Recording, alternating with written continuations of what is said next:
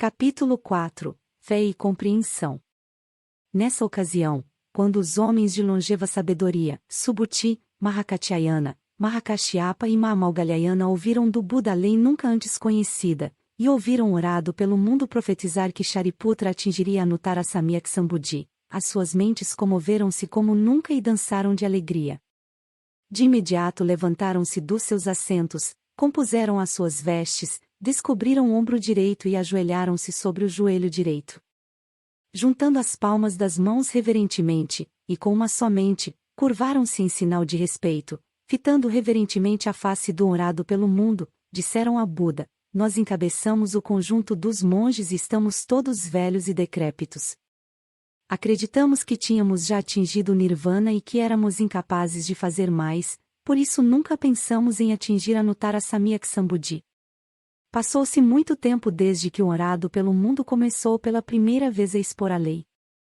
Durante esse tempo nós sentamo-nos nos nossos lugares, os nossos corpos cansados e inertes, meditando unicamente nos conceitos de vacuidade, não forma e não ação. Mas quanto aos prazeres e poderes transcendentais da lei do Bodhisattva e quanto à purificação das terras búdicas e à salvação dos seres viventes, nisso as nossas mentes não tomaram parte. Por quê? Porque o honrado pelo mundo tornou possível para nós transcender o triplo mundo e atingir a iluminação do Nirvana. Além disso, nós somos velhos e decrépitos. Quando ouvíamos acerca de Anuttara Samyak Sambudhi, que o Buda emprega para ensinar e converter os Bodhisattvas, as nossas mentes não ficavam cheias de qualquer pensamento de alegria ou aprovação. Mas agora, na presença do Buda, nós recebemos a profecia de este ouvinte atingiria Anuttara Samyak Sambudhi e as nossas mentes ficaram plenas de deleite. Ganhamos o que nunca antes tivemos. Subitamente, nós conseguimos ouvir uma lei que é rara de encontrar, algo que nunca até aqui esperáramos, e temo-nos na conta de muito afortunados. Nós ganhamos grande bondade e benefício, uma joia rara e imensurável, algo inesperado que surgiu por si mesmo. Orado pelo mundo, nós gostaríamos agora de empregar uma parábola para tornar claro o que queremos dizer. Suponhamos que existia um homem, ainda novo, que tendo abandonado seu pai, fugiu e viveu por muito tempo noutra terra, talvez por 10 anos, 20, ou mesmo 50 anos. Conforme envelheceu, ficou cada vez mais pobre e necessitado. Ele procurou em todas as direções por comida e vestuário, errando cada vez mais longe até que o acaso o levou na direção da sua terra natal. O pai entretanto tinha procurado o filho sem sucesso e fixou a sua residência numa certa cidade. A sua casa era muito abastada, com inúmeras riquezas e tesouros. Ouro, prata, lápis-lazuli, coral, âmbar e cristal abundavam nos seus armazéns. Tinha muitos criados, secretários, empregados, elefantes, cavalos, carruagens, bois e veados sem conta. Estava envolvido em empreendimentos lucrativos quer na sua casa quer nas redondezas, e tinha também muitos negócios com comerciantes e caixeiros viajantes. Nessa altura o filho pobre vagabundeava de terra em terra, passando por muitas cidades e vilas, até que por fim chegou à cidade onde o seu pai residia. O pai pensava constantemente no seu filho, mas apesar de terem decorrido mais de 50 anos desde a sua partida nunca falará desse assunto a ninguém. Ele apenas ponderava para si o seu coração cheio de mágoa e saudade. Ele achava-se velho e decrépito. Tinha grandes posses e fortuna, ouro, prata e tesouros raros que enchiam a transbordar os seus armazéns, mas não tinha nenhum filho, de modo que quando morresse as suas posses seriam desbaratadas e perdidas, pois não havia ninguém a quem confiá-las. Por esta razão ele pensava tão seriamente no seu filho. E tinha também este pensamento: se eu conseguisse encontrar o meu filho e lhe pudesse confiar as minhas posses, poderia então sentir-me contente e em paz, sem mais preocupações. Orado pelo mundo, nessa altura o filho pobre passava de um emprego para outro até que por acaso foi ter a casa do seu pai. Ele parou perante os portões, olhando de longe para o seu pai que estava num trono de leão, as suas pernas apoiadas numa banqueta de joias, enquanto Brahmas, nobres e proprietários o rodeavam com deferência. Grinaldas de pérolas no valor de milhares adornavam o seu corpo, e servos e empregados segurando grandes leques brancos ladeavam-no perfilados ao seu serviço. Um dossel de joias cobria-o, com bandeiras floridas penduradas, água perfumada aspergida pelo chão, pilhas de flores raras espalhadas, e objetos preciosos estavam constantemente a passar e a ser levados ou trocados. Estes eram os muitos e variados adornos, os sinais e marcas de distinção. Quando o filho pobre viu a grandeza do poder e autoridade do seu pai, ficou cheio de medo e arrependido por ter ido àquele local.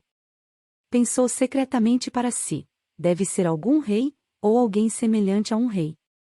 Este não é o tipo de lugar onde eu possa arranjar trabalho e ganhar a vida.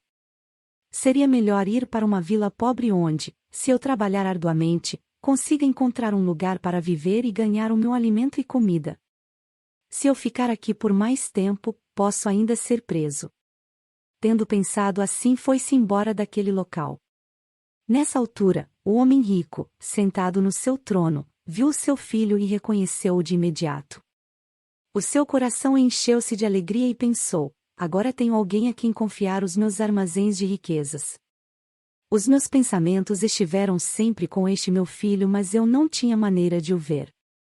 Agora ele apareceu subitamente, correspondendo ao que eu tinha desejado. Apesar de eu ser velho e decrépito, ainda me preocupo com o destino dos meus pertences.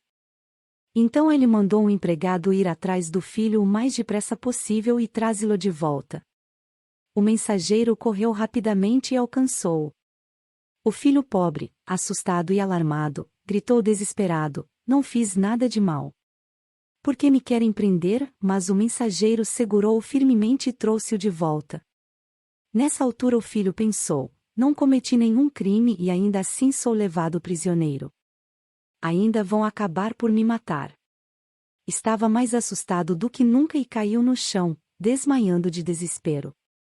O pai, vendo isto à distância, disse ao mensageiro: não preciso deste homem.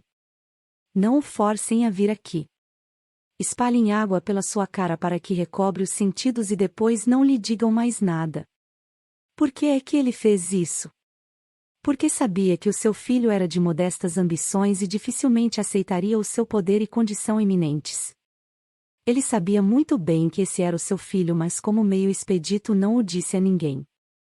O mensageiro disse então ao filho pobre: vou te libertar. És livre de ir para onde quiseres. O filho ficou radiante, ganhando o que nunca tivera antes. Levantou-se do chão e dirigiu-se para a cidade de modo a procurar comida e roupa. Nessa altura o homem rico, desejando atrair o seu filho de volta, decidiu empregar um meio expedito e enviar 2 homens disfarçados, homens de aspecto magro e macilento sem nenhum indício ameaçador. Ide procurar esse pobre homem e aproximem-se dele de forma casual. Digam-lhe que conhecem um lugar onde pode ganhar o dobro do salário habitual. Se ele concordar com a proposta, trazei-o para aqui e ponham-no a trabalhar. Se ele perguntar que tipo de trabalho lhe será destinado, digam-lhe que terá de limpar excremento e que vocês trabalharão com ele. Os 2 mensageiros foram de imediato procurar o herdeiro, e quando o encontraram, falaram-lhe de acordo com as instruções recebidas. Então o filho pediu um adiantamento do seu salário e foi depois com eles para ajudar na limpeza do excremento. Quando o pai viu o seu filho, compadeceu-se e preocupou-se com ele. Dias depois, quando olhava da janela, viu o filho à distância, o seu corpo magro e macilento, sujo de excremento, imundície e impureza. O pai de imediato tirou os seus colares, as suas vestes finas e os outros adornos e vestiu roupas velhas e sujas. Espalhou sujidade no corpo, pegou num utensílio para remover excremento e adoptando modos rudes, falou para os empregados dizendo: continuem o vosso trabalho. Não sejam preguiçosos. Através deste meio expedito ele foi capaz de se aproximar do seu filho. Mais tarde, ele falou novamente ao seu filho, dizendo: deves continuar neste trabalho sem nunca me deixares. Eu aumentarei o teu salário e quanto àquilo de que precisares, quer sejam utensílios, arroz, farinha, sal, vinagre e outros bens, não te deves preocupar. Eu tenho um velho criado que te pode ajudar quando precisares. Podes estar à vontade. Eu serei como um pai para ti. Por que digo isto? Porque já sou entrado em anos, mas tu és novo e robusto. Quando estás a trabalhar nunca és enganador ou preguiçoso nem dizes palavras rancorosas ou ressentidas. Não pareces ter nenhuma dessas faltas que os meus outros trabalhadores têm. De agora em diante, tu serás como meu próprio filho. E o homem rico tratou de escolher um nome para o homem como se ele fosse seu filho. Nessa altura o filho pobre, apesar de se sentir encantado com este tratamento, ainda se via a si próprio como uma pessoa de condição humilde que estava ao serviço de outrem. Entretanto o homem rico manteve-o a limpar excremento nos 20 anos seguintes. Ao fim desse tempo, o filho sentia que confiavam nele e movimentava-se à sua vontade, mas continuava a viver no mesmo lugar de sempre. Orado pelo mundo, nessa altura o homem rico adoeceu e soube que não tardaria a morrer. Falou então com o seu filho dizendo: tenho grandes quantidades de ouro, prata e tesouros raros que enchem os meus armazéns. Deves assumir agora o controle das somas que tenho e das despesas e receitas. Por quê? Porque de agora em diante tu e eu não nos comportaremos como duas pessoas independentes. Por isso deves manter o teu bom senso e garantir que não hajam perdas ou erros. Então o filho pobre, tendo recebido estas instruções, tomou a seu cargo a vigilância de todos os bens, o ouro, a prata, os tesouros raros e os vários armazéns, mas nunca pensou em apropriar-se da mais pequena soma. Continuou a viver no mesmo local de sempre, vendo-se a si mesmo como pessoa humilde e de baixa condição. Após ter passado algum tempo, o pai percebeu que o seu filho, pouco a pouco, ia se tornando mais autoconfiante e disposto a concretizar tarefas importantes, apesar da opinião depreciativa que tinha de si mesmo anteriormente. Verificando que o seu fim estava próximo, ordenou ao seu filho que marcasse uma reunião com o rei do país, os ministros, os nobres e os proprietários. Quando estavam todos juntos, fez o seguinte anúncio: senhores, deveis saber que este é meu filho de nascimento. Em tal cidade ele deixou-me e fugiu e por 50 anos acarretou sofrimentos e dificuldades. Tal é o seu nome original e tal é o meu nome. No passado, quando ainda vivia na minha cidade de nascimento, preocupava-me com ele e saía a procurá-lo. Algum tempo depois, subitamente, calhei de o encontrar. Este é verdadeiramente o meu filho e eu sou o seu pai. Agora, tudo o que me pertence, todas as minhas posses e fortuna devem por direito pertencer a este meu filho. Todos os assuntos de receitas e despesas ocorridos no passado são já do seu conhecimento. Orado pelo mundo, quando o filho pobre ouviu estas palavras do seu pai, foi invadido por uma grande alegria, tendo ganho o que nunca possuíra, e pensou para si: originalmente nunca tive qualquer ideia de cobiça por essas coisas. No entanto, estes armazéns de tesouros vieram por si mesmos ter comigo. Orado pelo mundo, este homem velho com as suas riquezas não é senão o Tathagata e nós somos como filhos de Buda. O Tathagata diz-nos constantemente que somos seus filhos. Mas por causa dos 3 sofrimentos, orado pelo mundo, no meio do nascimento e da morte nós sofremos ansiedades ardentes, ilusões e ignorância, deleitando-nos e apegando-nos às doutrinas menores. Mas hoje orado pelo mundo fez-nos ponderar cuidadosamente, pôr de lado essas doutrinas, os debates impuros e frívolos. Fomos diligentes e esforçados nestas matérias até alcançarmos o Nirvana, o que é como o salário de um dia. Assim que o atingimos, os nossos corações encheram-se de alegria e consideramos que isso era suficiente.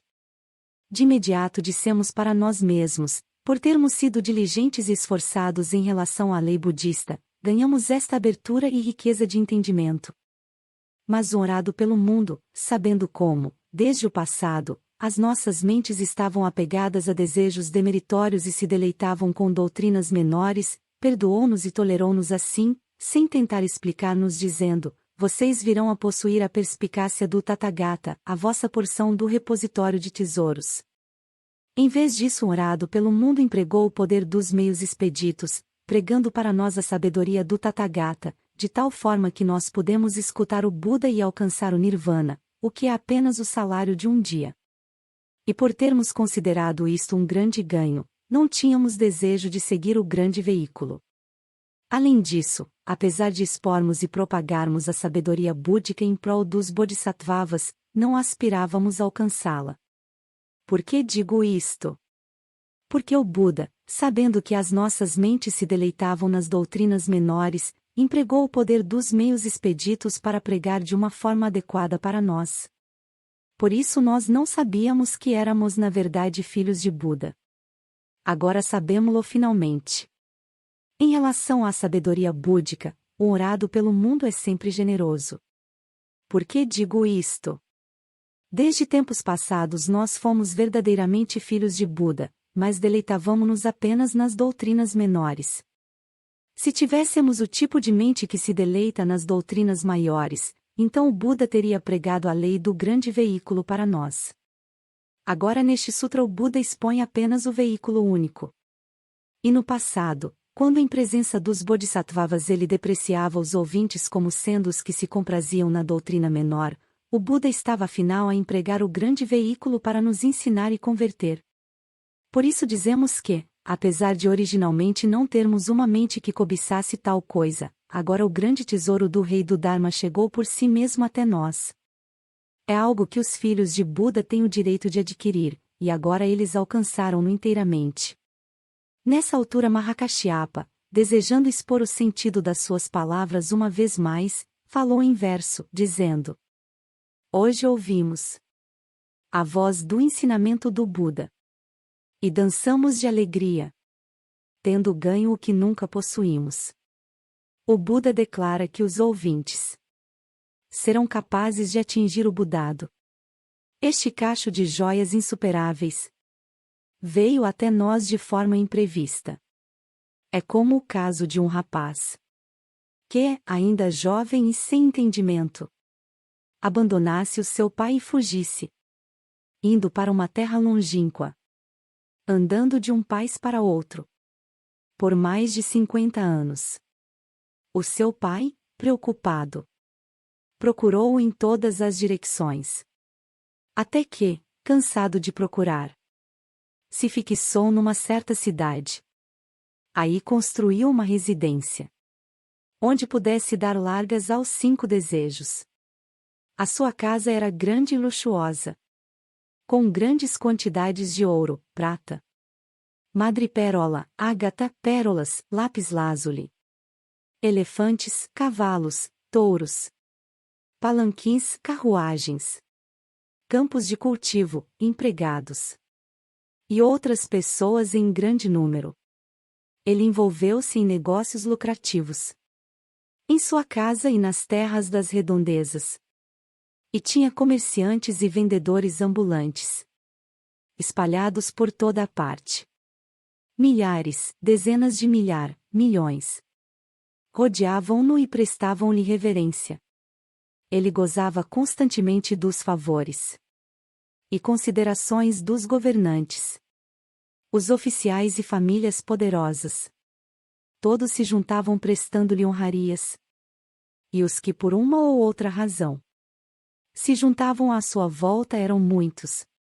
Essa era a sua vasta fortuna, o seu grande poder e influência. Mas ele estava velho e decrépito. E recordava o seu filho com mais ansiedade do que nunca. Dia e noite sem pensar em mais nada. Agora aproxima-se a hora da minha morte. Mais de 50 anos passaram desde que aquele rapaz tolo me abandonou. Os meus armazéns repletos de mercadoria. O que será feito deles? Nessa altura o filho pobre andava à procura de roupa e comida, indo de terra em terra, de país para país, por vezes encontrando algo, por vezes não encontrando nada. Faminto e macilento, o seu corpo coberto de feridas e infecções. Conforme se deslocava de lugar em lugar, chegou à cidade onde o seu pai vivia, mudando de um emprego para outro, até chegar à casa do seu pai. Nessa altura, o homem rico tinha estendido um grande dossel de joias dentro dos seus portões, e estava sentado no seu trono de leão, rodeado pelos seus dependentes e vários empregados e guardas. Alguns estavam a contar ouro, prata e objetos preciosos, ou registrando em livros as entradas e saídas de dinheiro. O filho pobre, observando quão eminente e distinto era o seu pai, pensou tratar-se do rei de algum país, ou alguém da mesma condição. Alarmado e cheio de admiração, perguntou a si mesmo por que tinha ido até ali. Secretamente pensou para si: se eu ficar aqui muito mais tempo, ainda acabo por ser preso, ou condenado a trabalhos forçados. Logo que este pensamento lhe ocorreu, fugiu daquele local, perguntando onde haveria uma vila modesta, onde pudesse arranjar emprego.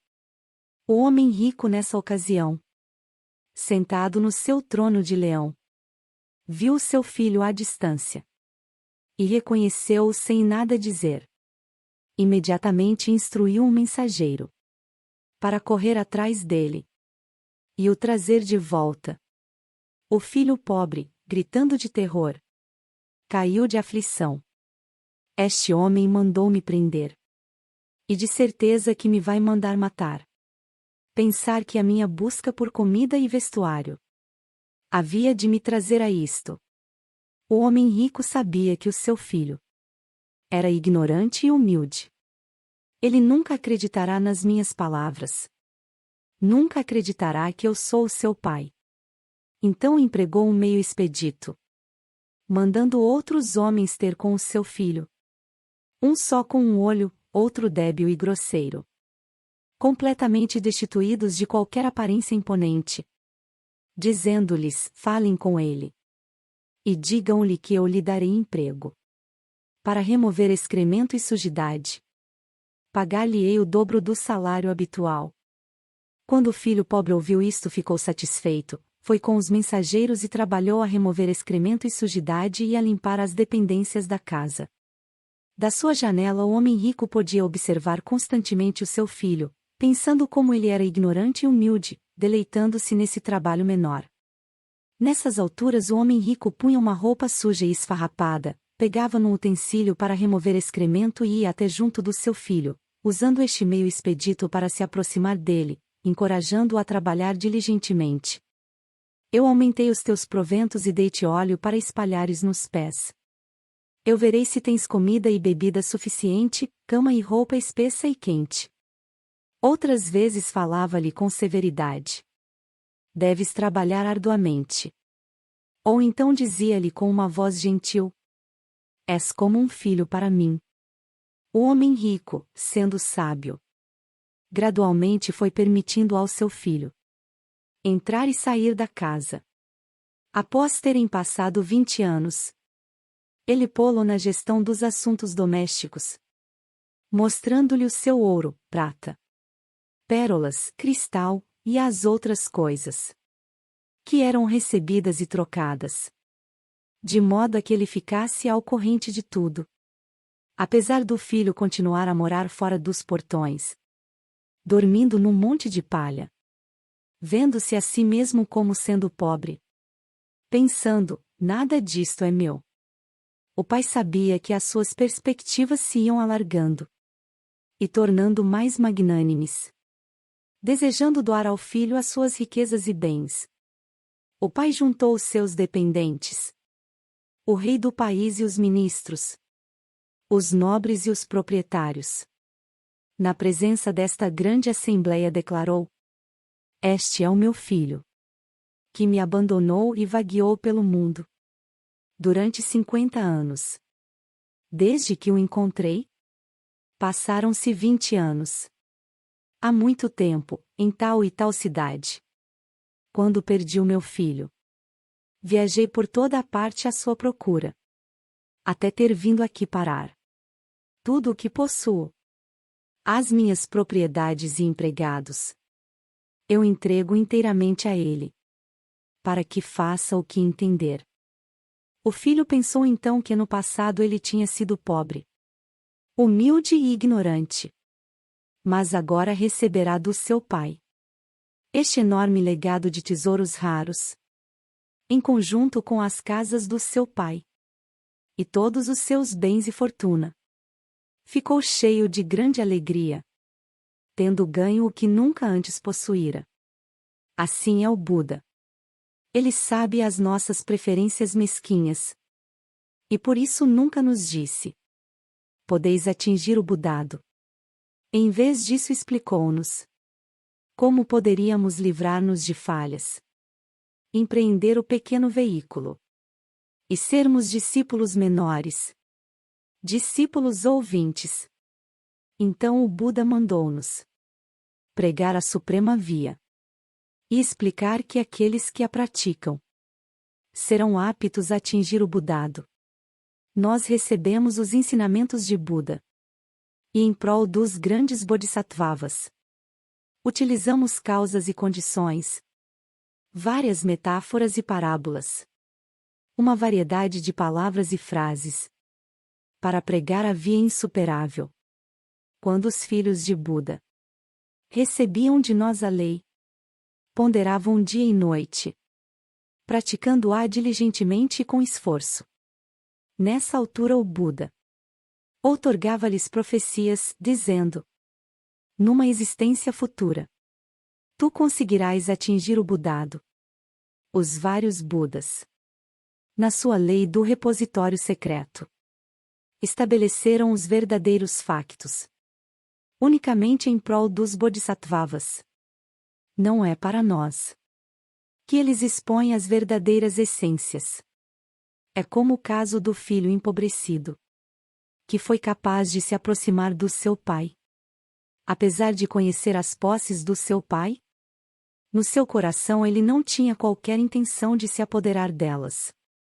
Assim, apesar de pregarmos o tesouro do repositório da lei do Buda, não procurávamos atingi-la. E desta forma o nosso caso é semelhante. Nós procurávamos apenas limpar o que existia em nós, acreditando ser isso suficiente. Nós compreendíamos apenas isto. E nada sabíamos das outras matérias. Ainda que ouvíssemos falar da purificação de terras búdicas, de ensinar e converter os seres viventes, não nos deleitávamos nessas coisas. Por quê?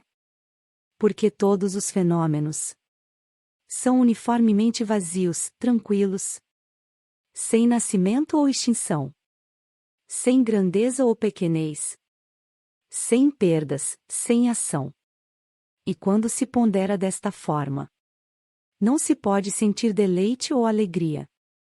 Através da longa noite, em relação à sabedoria de Buda, nós éramos sem avidez, sem apego, sem qualquer desejo de a possuir.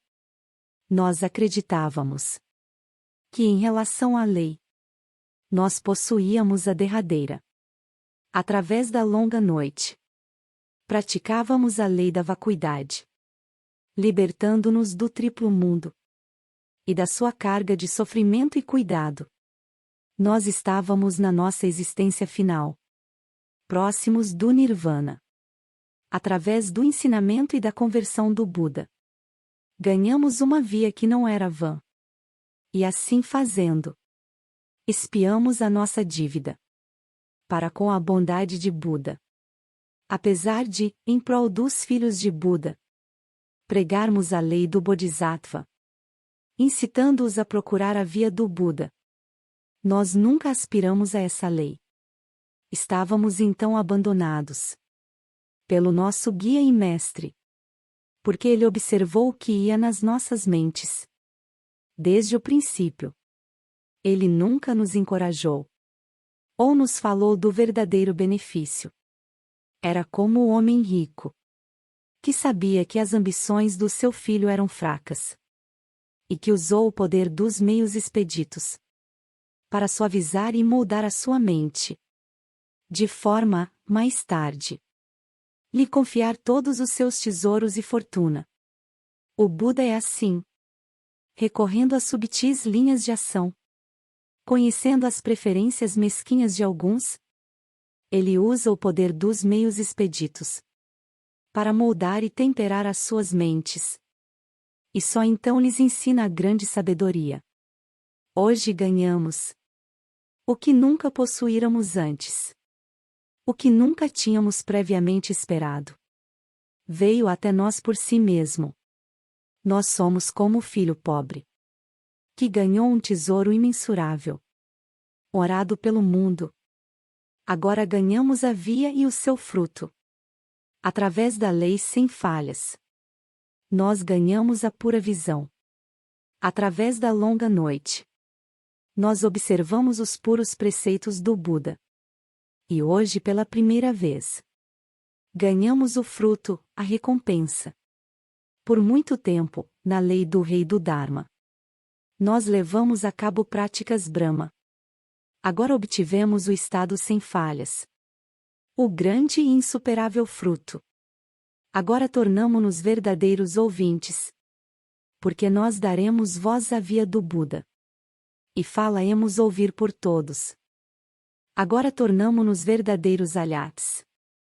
Porque em toda a parte, entre os seres celestiais e humanos, demônios e brahmas dos vários mundos, nós merecemos receber oferendas. O orado pelo mundo na sua grande misericórdia faz uso de uma coisa rara, ensinando e convertendo com piedade e compaixão, trazendo-nos benefícios em inumeráveis milhões de kalpas. Quem poderá alguma vez recompensá-lo? Ainda que lhe ofereçamos as nossas mãos e pés, curvando as nossas cabeças em respeitosa obediência, e apresentemos todos os tipos de ofertas, nenhum de nós lhe poderá alguma vez pagar. Ainda que o transportássemos no alto das nossas cabeças, o levássemos nos nossos ombros, por kalpas numerosos como as areias do Ganges, prestando-lhe reverência de todo o coração.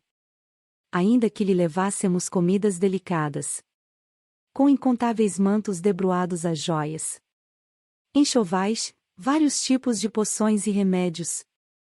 Ainda que fizéssemos tudo isto como oferenda, por kalpas numerosos como as areias do Ganges, ainda assim não lhe poderíamos pagar. Os Budas possuem imensuráveis, ilimitados, inimaginavelmente grandes, raramente vistos, poderes transcendentais, livres de falhas, livres de ação. Estes reis das doutrinas em prol dos fracos e humildes exercem a paciência nestas matérias. Aos comuns mortais apegados às aparências, pregam de acordo com o que é apropriado. Em relação à lei, os Budas são capazes de exercer uma total liberdade. Eles compreendem os vários desejos e alegrias dos seres viventes, bem como os seus diferentes anseios e habilidades, e podem ajustar as suas capacidades, empregando inumeráveis metáforas, para lhes expor a lei, utilizando as boas raízes, plantadas pelos seres viventes em prévias existências, distinguindo entre aqueles cujas raízes estão maduras e aqueles cujas raízes ainda não amadureceram. Executam vários cálculos, discriminações e percepções, e então tomam a via do veículo único, e de acordo com o que é apropriado, pregam-na como se fosse tripla.